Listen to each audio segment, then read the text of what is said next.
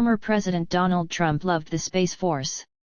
Between selling Space Force gear from his campaign store and using the new branch to elicit cheers at rallies, Trump pushed the new service across the finish line and cemented it into his legacy.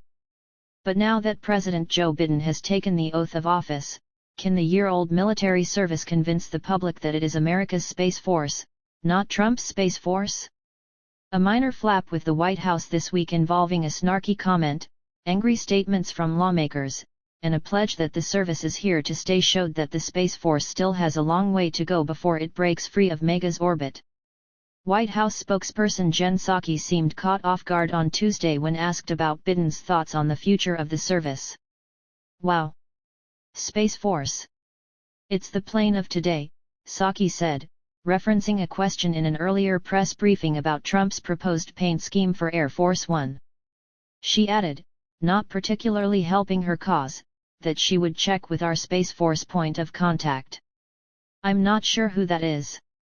A day later, after angry calls from Republican lawmakers demanding an apology, Psaki told reporters that the Space Force has Biden's full support. The comment seemed to put the dust up to rest, but it also raised new questions about how seriously the White House and the American public will treat the new service in a post-Trump world. Before the inauguration, questions had swirled as to whether the Space Force would be one of Trump's initiatives that the new president would cancel. But the service was created by Congress and it would take an act of Congress to get rid of it. And the concept of a separate space service came from both political parties, not Trump. Still, those vested in the service had been looking for signs of how the Biden team felt about it. One military space official, who asked not to be named, said Psaki's comments didn't go over well. "I think there's some frustration inside the military that there was perceived dismissiveness, especially when it could have obviously been avoided," this person said. "Not sure if it's a rookie mistake or if it was purposeful, but it's definitely become an unnecessary distraction."